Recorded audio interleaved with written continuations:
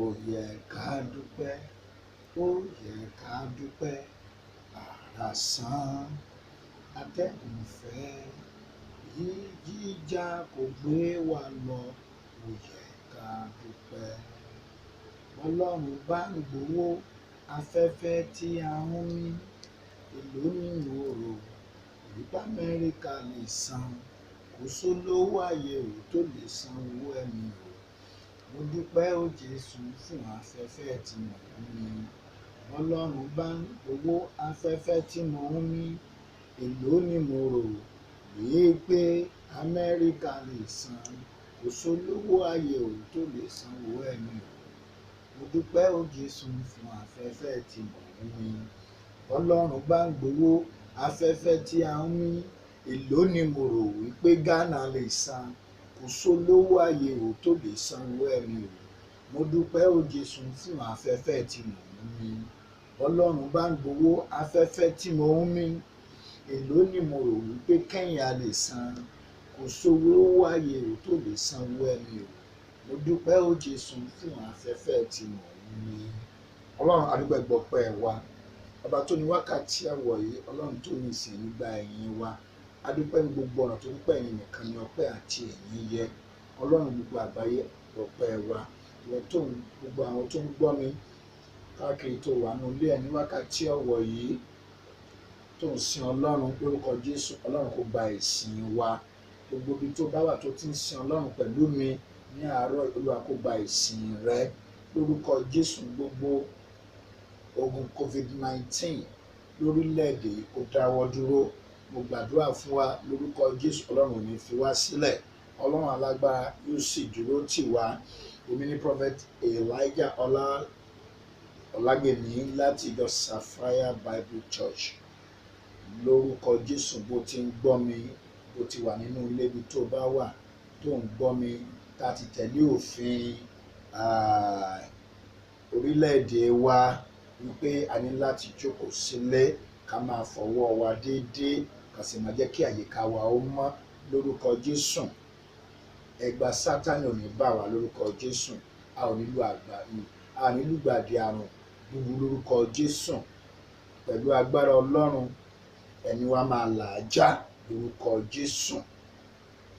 Bó ti ń gbọ́ mi láàárọ̀ yìí, ibi tó bá wà sáà máa yin Ọlọ́run bó ṣe lè yìn, máa dúpẹ́ bó ṣe lè dúpẹ́, kọrin bó ṣe lè kọrin. Torí àìmọye àwọn tó yí tí ó wọ̀n kán ní oore ọ̀fẹ́ àti lè kọrin lénìí, ṣùgbọ́n ọ̀pọ̀lọpọ̀ wọn ò sí láyé. Àìmọye àwọn tó ti kú, àwọn tó ti lọ. Bó dẹ̀ ṣe ń kọrin tó ń dúpẹ́ náà, máa tọrọ fún ìdáríjì ẹ̀ṣẹ̀. Bíbélì sọ pé ó ní bí Olúwa bá ń sàmì ẹ̀ṣẹ̀, ta ló lè dúró nínú ẹ̀ ní ìdáríjì ẹ̀ṣẹ̀ bẹ́ẹ̀ ká kó lè máa bẹ̀rù rẹ̀. Àti gbogbo ayé ṣáà ló ti ṣẹ̀ tó ti kò ní ògo Ọlọ́run.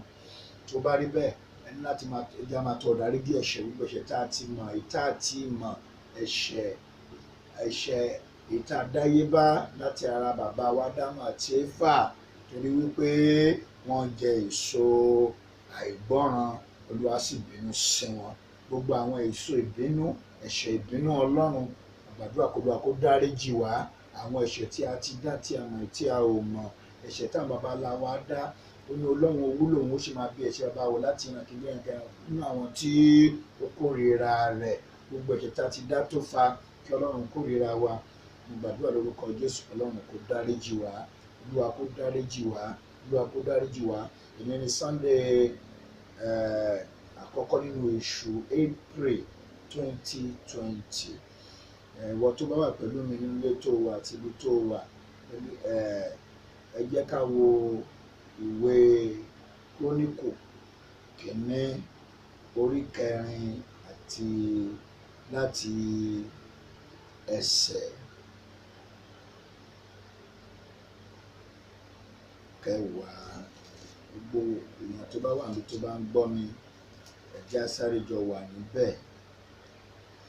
Mo kà wípé Jábésì sì ké pe Olúwa Ọlọ́run wípé, ìwọ ìbá jẹ́ bùkún mi ní tòótọ́ kí o sì sọ agbègbè mi di ńlá, kí ọwọ́ rẹ kí wà pẹ̀lú mi, àti kí ìwọ kó má sì jẹ́ kí èmi kí ó rí ibi, kí èmi má sì rí ìbànújẹ́. Bíbélì sọ pé Ọlọ́run sì mú ohun tí ó tọrọ ṣẹ. ìwọ tó ń gbọ́ mi, àwọn àsìkò kan máa wà tó máa ń jẹ́ àsìkò ìbànújẹ́. Gbogbo àsìkò tó wà ní àkókò lórílẹ̀-èdè, àsìkò tó gba pé ká ti ṣọ́ọ̀ṣì, tó gba pé ká ti mosque, tó gba pé káwọn èèyàn má lọ bí iṣẹ́, tó tún gba pé káwọn èèyàn má jáde. Ẹ ṣe mọ̀ pé àsìkò ìbànújẹ́ ni. Ṣùgbọ́n àwọn àsìkò yìí ohun tá ní láti ṣe ni wípé àsìkò tí èèyàn ní òmìnira láti jáde bó ṣe wù ú, kí ó má bàa lu ìgbàdí àrùn COVID-19 káàkiri àgbáyé, kì í ṣe orílẹ̀-èdè wa nìkan. Àwọn ìjọba dẹ̀ ṣe pé ká má bàa lè lu ìgbàdí àìsàn yìí, torí gbogbo wa là ń gbọ́ bó ṣe ń pààyàn káàkiri àgbáyé. 30,000 níbì kan, 20,000 lórílẹ̀-èdè kan. Tá a bá sọ̀rọ̀ 30,000 ènìyàn, 20,000 ènìyàn, kì í ṣe èèyàn méjì mẹ́ta là ń sọ̀rọ̀ nípa ẹ o.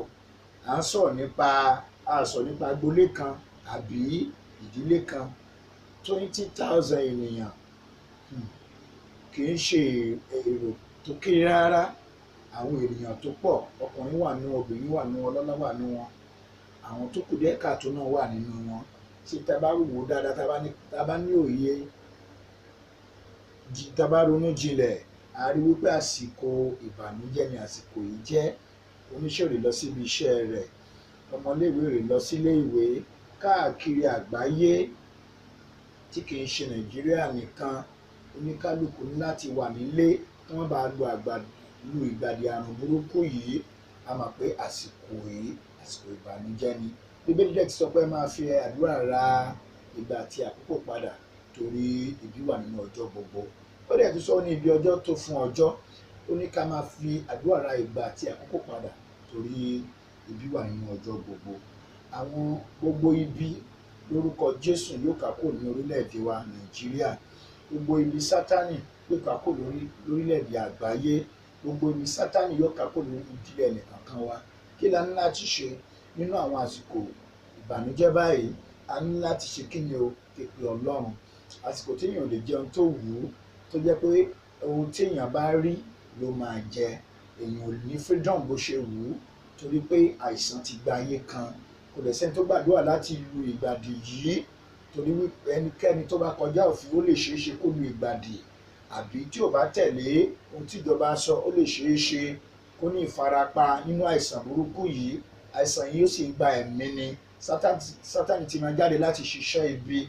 Mo dẹ̀ gbàdúrà ní orúkọ Jésù, èmi àti ẹ tá à ń gbọ́ àwọn nílùgbàdì àìsàn burúkú. Àsìkò yìí àsìkò ìbànújẹ́ ni káàkiri àgbáyé, ṣùgbọ́n Olúwa yóò yí ìbànújẹ́ padà, yóò sọ di ìgbéga fún wa. Àwọn kan sunkún káàkiri, tó bá dé Amẹ́ríkà, ìmọ̀ye àwọn tó kú, Italy àwọn tó kú káàkiri. Gbogbo àwọn ibi tó ti kú káàkiri yẹn, wọ́n bànújẹ́, inú wọn ò dùn. Ìdílé tí àwọn èèyàn wọn kú, kì í ṣe pé wọ́n máa jókòó, wọ́n máa rẹ́rìn-ín, ó máa bà wọ́n nínú jẹ́, torí pé wọn kò rò tẹ́lẹ̀ pé èèyàn wọn kan lè kú. Ṣùgbọ́n tá ní láti ṣe ni wípé a ní láti ké pe Ọlọ́run tó lè gbani nílẹ̀ lọ́wọ́ ìbànújẹ́, tó lè gbani nílẹ̀ lọ́wọ́ ìpayín keke, tó lè gbani nílẹ̀ lọ́wọ́ ogun Sátánì. Jábésì náà jẹ́ ọmọ ìbànújẹ́ bí a ti bí i, ṣùgbọ́n Jábésì ò lọ bá ẹnikẹ́ni, kò sáré lọ síbi kankan, ó sì ké pe Ọlọ́run Ísírẹ́lì.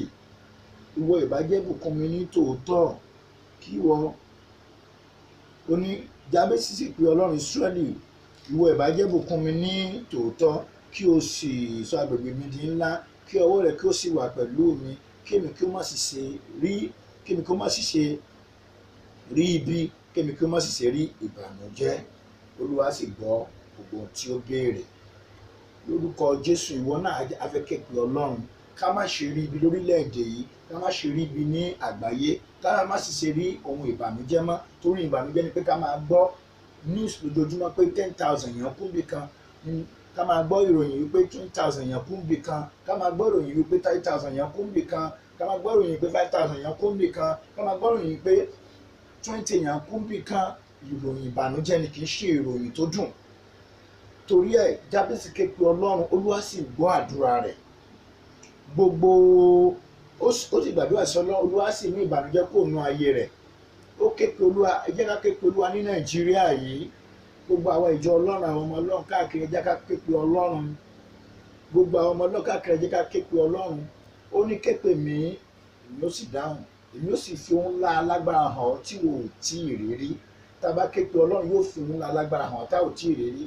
Ìwé Matthew 7:7 ní ẹ béèrè á sì fún yín, wá kiri ó sì rí, ẹ kanlẹ̀kùn á sì ṣílẹ̀kùn. Gbogbo ẹni tó ń béèrè ló ń rí gbà, ẹni tó ń wá kiri ló ń rí, gbogbo ẹni tó kanlẹ̀kùn á sì sílẹ̀ fún. Ó ní ta nínú yín tí ọmọ ẹ̀jẹ̀ béèrè àkàrà kó fún ní òkúta, àbí tó béèrè ẹja kó jẹ fún ní ejò. Ó ní bí ẹ̀yin èèyàn gbogbo bá mọ àti fún ọmọ yín ní ohun rere, mélòó mélòó àbá ti bẹ̀ náà yóò fún rere fáwọn tí ó béèrè lọ́wọ́ rẹ̀. Ní gbogbo ọba lè ké pe Ọlọ́run ní tòótọ́, ká ké pe lórílẹ̀‐èdè yìí lórí àrùn COVID-19 tí ò jẹ́ ká jáde, lórí àrùn COVID-19 tí ò jẹ́ kí àlejò oúnjẹ tó wù wá, tí àwọn èèyàn àìmọye èèyàn wá ti lùgbàdì ẹ̀ tí wọ́n ti kú káàkiri àgbáyé. Ẹ jẹ́ ká ké pe Ọlọ́run. Tá a bá ti ké pe Olúwa, Ọlọ́run yóò sì gbọ́ àdúrà wa. Ìwọ ojú tó ń gbọ́ mi láàárọ̀ yìí, ẹni tó ní láti ké pe ní Ọlọ́run yóò sì gbọ́ àdúrà wa. Ẹ yá tẹ̀lé àwọn òfin tí àwọn ìjọba fi sílẹ̀ fún wa. Ẹ jẹ́ á máa fọwọ́ wa déédéé, agbègbè wa kó jẹ́ mímọ́. Mo gbàdúrà fún wa ní orúkọ Jésù ti Násárẹ́tì wípé gbogbo ẹni tẹ́ ti lu ìgbàdì yìí àìsàn COVID-19 ó yẹ kó nínú ìdè. Olúwa dáwọ́lé káàkiri àgbáyé. Gbogbo ẹni tẹ́ ti wà nínú àìsàn COVID-19 ní China, ní Italy, ní Amẹ́ríkà, ní Ghana, ní Kenya, ní Nàìjíríà, ó yẹ gba ìwòsàn. Bí Olúwa ti rán mi tí mo ń gba lọ́sọ̀ọ̀sẹ̀ nìyẹn, mo lè ti tún gbà lónìí náà, ó yẹ gba ìwòsàn. Ẹ gba ìwòsàn. Gbogbo ẹni tẹ́ ti wà tí wọ́n ti ń tọ́jú lórúkọ Jésù, ó yẹ gba ìwòsàn. Lórúkọ Jésù wá àìsàn yóò yá kúrò orílẹ̀-èdè yìí, ní orílẹ̀-èdè Nàìjíríà ó yá kúrò. Káàkiri àgbáyé Olúwa dá ẹ dúró, Olúwa dá ọ dúró, Olúwa dá ọ dúró. Gbogbo àìsàn burúkú, àìmọye àìsàn míì tó tiẹ̀ burú ju COVID-19 tá ò tiẹ̀ tí mà, àbí àwọn tó àbí ètò tiẹ̀ farapẹ́. Lórúkọ Jésù gbẹ̀ntẹ́ wà nípò àìsàn kan àbí òmíràn, ó yẹ gba ìwòsàn ní orúkọ Jésù. Ẹ gba ìdáǹdè. Orílẹ̀-èdè Nàìjíríà gba ìwòsàn. Lagos State ẹ gba ìwòsàn. Nàìjíríà ó yá gba ìwòsàn. Gbogbo àwọn tó wà ní abẹ́ ìdè àìsàn kan àbí òmíràn, lórúkọ Jésù níbi ọmọ bá sọ wá di òmìnira, a ó sì di òmìnira ní tòótọ́. Tó bá rí bóyá ẹ gba òmìnira kó nínú àìsàn, ẹ gba òmìnira kó nínú àìsàn. Gbogbo àìsàn ọwọ́ COVID-19 nínú ayé ọ̀pọ̀lọpọ̀, lórúkọ Jésù kó máa gbiná sọnù. Gbogbo ẹ̀mí burúkú tó pa àwọn ènìyàn bẹ́ẹ̀ ní pa ẹran, lórúkọ Jésù ó yá jáde kó lórílẹ̀‐èdè yìí. Àkọ́ wípé àyà yóò pa àwọn àmì àjòjì, wọ́n fi ìbẹ̀rẹ̀ àtọ́jọ́ sákò bí kọ́lẹ́ fún wọn tó máa gbóhùn mi. Tó bá rí bẹ́ẹ̀, mo dúró gẹ́gẹ́ bí ikọ̀ àti ìrẹ́jú. Gbogbo ẹ̀mí kẹ́mi tó ń pa àwọn èèyàn bẹ́ẹ̀ ní pa ẹran, ẹ̀mí tó fi ẹran sílẹ̀ tí ò pa, ẹ̀mí tó fi eṣin sílẹ̀ tí ò pa, ẹ̀mí tó fi ẹyẹ sílẹ̀ tí ò pa, tó wá ń pa ènìyàn, lórúkọ Jésù Olúwa bá ó yá fi orílẹ̀-èdè yìí sílẹ̀. Ó yá jáde kó nu ayé àwọn ènìyàn. Gbogbo tí tó ń gbọ́ mi lórúkọ Jésù ò ní lùgbàdì yẹn. Ẹ̀jẹ̀ Jésù tí kò ṣaláàbò lórí yín, bẹ́ẹ̀ ni ó rí, ó ti rí bẹ́ẹ̀. Jésù Olúwa wa, stay safe.